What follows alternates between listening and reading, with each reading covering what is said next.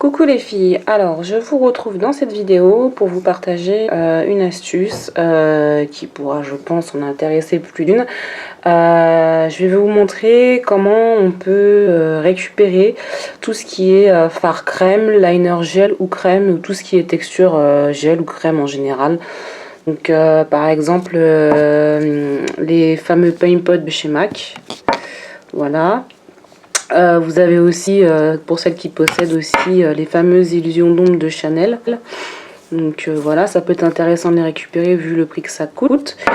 Ou sinon tout ce qui est, comme par exemple ce liner là que j'avais acheté l'année dernière chez Kiko, qui est entre la texture gel et crème. Et qui malheureusement est complètement sec. Donc faire ceci, il vous faudra donc le fard ou le liner en question. Donc moi je vais vous montrer. Donc ça c'est le premier paint pot que j'ai acheté chez MAC. C'est la comment il s'appelle déjà, Indian Wood. Donc c'est un joli doré. Donc ça va faire 3 ans que je l'ai. Et voici dans quel état il est.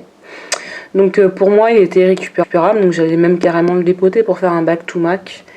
Et finalement pas celui-ci, j'ai testé cette méthode là sur un autre paint pot et ça marche très bien. Donc je suis assez contente parce que bon, à 18 € le pot, c'est vrai que ça fout les boules de le jeter à la poubelle. Et puis voici l'état dans lequel est mon liner. Voilà. Donc pareil, il est récupérable, il est complètement sec, je peux mettre le doigt dedans, en fait il n'y a rien qui sort. Donc voilà, je vais vous faire la démo sur ces deux produits. Donc pour ceci, il vous faudra une petite spatule aussi, comme ceci là. Et puis le produit qui va nous faire que on va récupérer nos bébés, nos chouchous. Et il s'agit tout simplement de glycérine en fait. Donc moi celle-ci, je l'avais achetée sur le site, comment il s'appelle déjà? Je m'en rappelle plus, je vous mettrai le... C'est un site assez connu, ils vendent des pigments et puis ils vendent tout le matériel pour presser. Donc moi j'avais acheté le matériel pour presser. Et du coup, ça s'appelle, ils appellent ça du My Mix, mais en fait, c'est quand vous lisez la compo, il y a de la glycérine et un peu d'autres choses, mais avec de la glycérine seulement, ça marche très bien aussi. Donc voilà, alors il suffit juste de trouver le bon dosage pour la bonne quantité à introduire dans votre fard. Donc ça, c'est ce qui est un peu plus embêtant. Donc il faut vraiment y aller au goutte à goutte. Donc on va le faire avec celui-ci. Donc comme j'ai déjà rattrapé un de mes fards, donc je sais qu'à peu près il faut mettre... à partir de 2 à 3 gouttes selon l'état de sécheresse de votre produit. Donc là je vais verser déjà une goutte, je vais en mettre 2 direct, je vais en mettre 3 même, ce qui est vraiment très sec, donc vous en mettez minimum 2. Donc là je viens de verser. Donc ensuite avec ma spatule je vais venir mélanger la chose dans son pot directement, vous n'avez pas besoin de dépoter. Ouais, il est très dur, donc je pense que je vais y aller, je vais devoir m'y reprendre à plusieurs reprises, parce que là déjà rien que ça, je vais en remettre. Donc il faut vraiment y aller petit à petit, parce que si votre produit après il est trop dilué, ça va pas être génial en fait. Bon celui-là en fait il était plus sec que je le pensais, hein. La vache, hop, je remets, ça a sauté.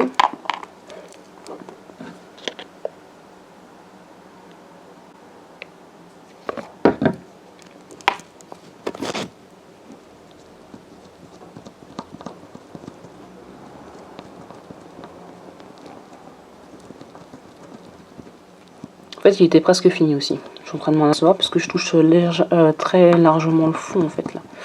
J'ai peut-être pas pris le meilleur paint pot pour vous montrer, mais bon, c'est pas grave. On va quand même le rattraper parce qu'il est très joli. En fait, les paint pots, il n'en faut pas beaucoup pour faire une pierre, donc ça vaut quand même le coup de le rattraper. Et puis je pourrais toujours faire un back to MAC une fois terminé quoi.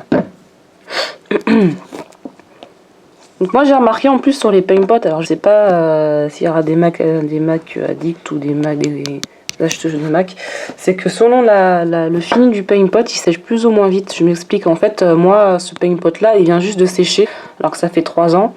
Et j'ai des paint pots que j'avais acheté finis mat, ils sèchent mais ultra rapidement du coup, puisque de base ils sont des secs, je pense, c'est pour ça.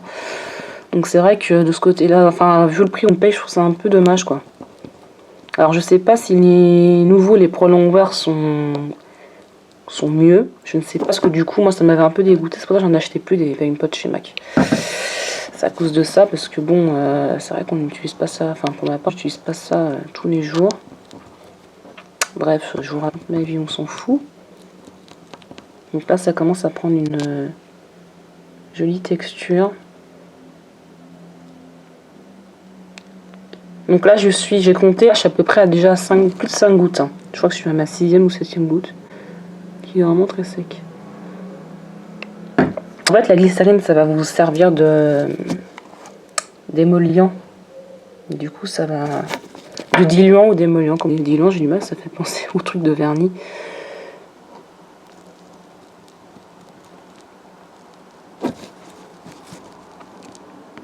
Allez petit Paintpot, reprends ta forme. Ah, il commence à avoir une belle gueule là. Ça y est, j'ai retrouvé mon Paintpot d'origine. Donc là, regardez, je l'ai mis sur la spatule parce que il y en a tellement peu. Donc vous voyez, c'est par rapport au début. Hein. Alors ensuite, une fois que ça c'est fait, donc vous estompez. Vous remettez le plus possible de matière dans votre petit pot. Là, ça va être compliqué parce que du coup, il était presque vide. Je m'en ai pas aperçu comme une couillonne. Vous essayez de lisser le dessus pour pas pour le presser, mais vraiment qu'il soit un peu plus lisse, quoi, plus joli, quoi. Voilà, hop, je vais essayer de lisser le plus que je peux. Je crois que je vais en chercher un autre pour vous refaire la démo. Ou je ferai mieux la démo avec le layer. On verra. Et là, il y a un petit peu d'igoulas. Hein. Boucher. Et vous le placez toute une nuit au frigo, en fait. Donc, j'ai nettoyé ma spatule, hein, évidemment, parce que bon, le deuxième produit n'est pas de faire des mélanges. Donc, on va se le faire sur le liner. Donc, pareil. Je vais venir mettre ma petite glycérine dans mon pot. Pour le coup, ça va mieux marcher puisqu'il est plus plein. Voilà.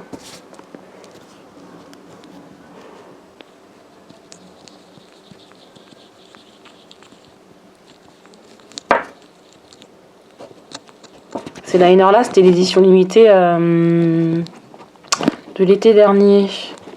Alors le bleu foncé, je l'avais pris, mais je ne l'ai pas beaucoup utilisé. Je le trouvais joli, mais j'ai pas plus craqué, pardon, sur le violet et le vert que j'ai également sauvé, parce que j'allais les jeter en plus. Donc j'étais assez contente qu'ils les ont pas réédités cette année.